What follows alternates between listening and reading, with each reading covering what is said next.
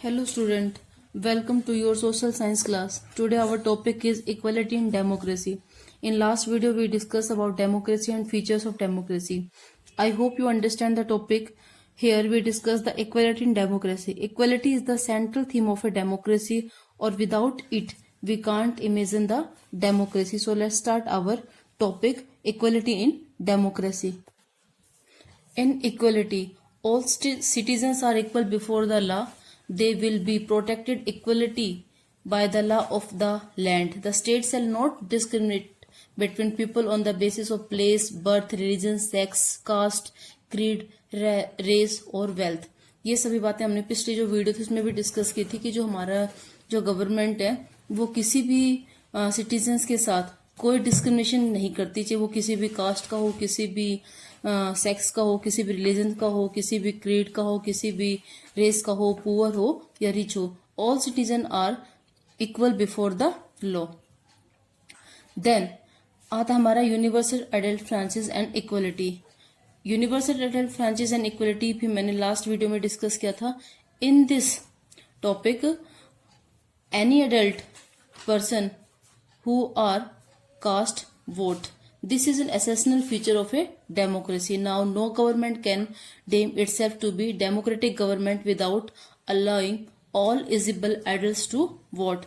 Asian time में क्या था कि जो यूनिवर्सल एडल्ट फ्रेंचाइज जो ला था वो हमारा फॉर्मल नहीं था, इम्प्लीमेंट नहीं था उस समय. मतलब जो पुअर्स पीपल्स थे या वीमेंस थी उनको वोट कास्ट की परमिशन नहीं थी.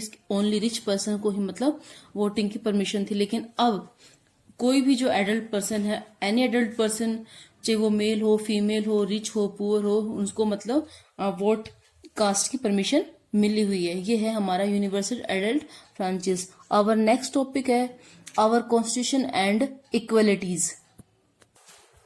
Equality in constitutions. The constitution of a country is a documents which lay down the basic rule and regulation for the people and the government, and every citizen follow the rule and regulations. This is called our constitutions. हमारा जो constitution है उसकी जो principles है वो भी clearly इस बात को डिफाइन करती है कि जितने भी जो इंडिविजुअल हैं, जितने भी जो सिटीजन्स हैं हमारी कंट्री के, चाहे मेल हो, फीमेल हो, किसी भी कास्ट से हो, किसी भी रिलीजन्स के हों, किसी भी ट्राइब्स के हों, किसी भी एजुकेशनल्स हों, कैसे भी इकोनॉमिक बैकग्राउंड हो, वो सभी क्या है इक्वल बिफोर द लॉ. और सभी लोगों को इक्वल अपॉर्चुनिटीज प्रोवाइड होती है in the field of social and economic. People are free to choose any kind of work. Moreover, our constitution ensures that the people of India are free to follow their religions, speak their language, celebrate their festival, and express themselves freely. That is, no one language, religion, or festival is compulsory for all to follow. None of them has a special status in our constitutions. Our constitution has following provisions in this regard. हमारा जो constitution है वो हमें कुछ provisions इस regard में follow करने के लिए कहता है कि every person is equal before the law. This means that every person has to obey the same law. कि हर person, every person क्या है equal before the law, और this means that every person has to obey the same law. कि वो same law को follow करेंगे, चाहे वो रिच हो या पुअर हो, चाहे कैसे भी हो. No person can be discriminated against on the basis of religious, race, caste, place of birth, of gender. और किसी भी पर्सन के साथ कोई भी डिस्क्रिमिनेशन नहीं होगा. डिस्क्रिमिनेशन मतलब उसके साथ भेदभाव नहीं किया जाएगा. किस बेसिस पे? रिलीजन्स के बेसिस पे, रेस के बेसिस पे, कास्ट, प्लेस ऑफ बर्थ और gender. Every person can use all public places including playground, hotel, shop, market etcetera. और हर पर्सन हर जो पब्लिक प्लेस हैं उसको इंक्लूड कर पाएगा, चाहे मतलब उसको यूज कर पाएगा, चाहे वो होटल हो, शॉप हो, मार्केट हो, वेल्स वगैरह हो, रोड्स हो, बाथिंग घाट हो, कुछ भी हो. ठीक है, उन जितने भी मतलब जो पब्लिक एरिया है उसको सभी लोग इक्वली उसको शेयर कर पाएंगे. Okay student, our next topic is inequality in daily life. Although our constitution gives us right to equality, yet this does not mean that inequality does not exist in our country. In our daily life, we still find many examples of inequality. Here we discuss two examples of inequality in our daily life. We can see our house our localities in slums में जो poor peoples हैं या those people who are living below poverty, whose daily living and working conditions are very poor. They are hardly manage 2 square meals in a day, or they live in a very bad conditions. They get not good medicals and educational facilities. Although the government provides us facilities at cheap rate, but they are neither easily available for equality good everywhere. Often they are not as good as the private facilities which are not affordable for their poor. Okay student, कि जो हम अपने daily life में जो poor की जो conditions देखते हैं, हम देखते हैं कि वो they can't manage 2 square meals in a day. Even जो गवर्नमेंट है वो उनको ऐसी फैसिलिटीज़ प्रोवाइड करती है, लेकिन तब भी वो क्या करते हैं, उन फैसिलिटीज़ को मतलब इतना नहीं कर पाते जितना कि जो प्राइवेट फैसिलिटीज़ हैं जो उनको प्राइवेट होती है, जिनसे उनके बेस्ट रिजल्ट आते हैं, उनकी जो वर्किंग कंडीशन होती है वो भी पुअर होती है. एजुकेशनल और उनकी जो मेडिकल जो फैसिलिटीज़ होती हैं वो भी बहुत ज़्यादा पुअर होती हैं. ठीक है. सेकंड हमारा एग्जांपल इसमें कास्ट सिस्टम का. Caste system, another form of inequality in India. It is a predominant social evil which is used to discriminate against a large number of people. इसमें क्या कास्ट सिस्टम के अंदर क्या होता है कि हम डिस्क्रिमिनेशन करते हैं. डिस्क्रिमिनेशन मतलब भेदभाव करते हैं एक अपर कास्ट का और एक लोअर कास्ट का. जो अपर कास्ट के जो पीपल्स हैं वो अपने आप को ज़्यादा सुपीरियर समझते हैं, और जो लोअर कास्ट के जो लोग हैं उनके साथ वो डिस्क्रिमिनेट करते हैं, उनके साथ इनइक्वलिटीज़ मतलब बिहेव करते हैं. फॉर एग्जांपल कि जैसे वो उनको अपने आप से सुपीरियर दिखाने के लिए उनको मतलब जैसे उनकी वो करते हैं कि जैसे आप मतलब टेम्पल वगैरह के अंदर उनकी एंट्री नहीं करवाते, उनको एजुकेशनल वगैरह या कोई दूसरी जगहों में वो फैसिलिटीज़ नहीं कर पाते, या उनको वो रिजर्व कैटेगरीज है वो नहीं मिल पाते जितनी उनकी मतलब मिलनी चाहिए. जो लोअर कास्ट के जो पीपल्स होते हैं उनकी वो अपर कास्ट के जो पीपल्स है उतनी रिस्पेक्ट नहीं कर पाते और उनको एज ए बॉटम लेवल पे वो रखते हैं. जैसे इसमें जो शेड्यूल कास्ट हैं, शेड्यूल ट्राइब्स हैं, वो हमारे इसके अंदर इंक्लूड होते हैं. और दलित इज ए टर्म, और उनको एक दलित वर्ड्स के नाम से हम मतलब नॉमिनेट करते हैं. और दलित का मतलब क्या होता है कि so called lower caste to address themself. Dalit means oppressed. Dalit have been facing discrimination in many fields of everyday life. जो दलित का मतलब क्या है, मतलब दबा हुआ, और वो अपनी डेली की लाइफ में अपने आप उनके साथ बहुत ज़्यादा डिस्क्रिमिनेशन होता है, और ये डिस्क्रिमिनेशन उनके साथ जो अपर कास्ट के जो पीपल्स हैं वो करते हैं. They could not even use the public facilities. वो उनको जो पब्लिक फैसिलिटीज़ हैं वो भी यूज़ करने नहीं देते. The upper caste did not give the so called untouchables और Dalit the same right that they enjoy. और जो राइट्स वो इंजॉय करते हैं वो उनको दलित और जो अनटचेबल्स होते हैं उनको इंजॉय करने नहीं देते. They were not allowed to enter the home of upper caste और even enter temples. Even today this system prevails in rural areas, especially in case of the issue of caste continues to be in the minds of the even highly educated urban peoples.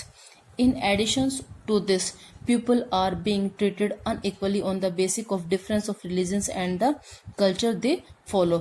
But our government taken some law या implement some law to remove these discriminations.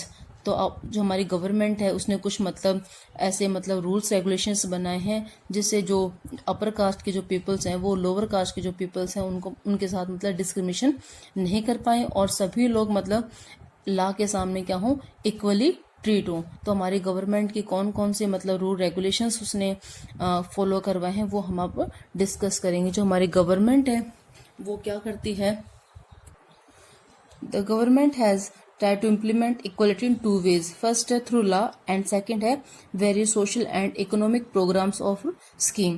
सबसे पहले वो law बनाती है और फिर मतलब कुछ जो सोशल एंड इकोनॉमिक प्रोग्राम और स्कीम बनाती है ताकि जो अनइक्वलिटीज़ हैं वो ना रहें.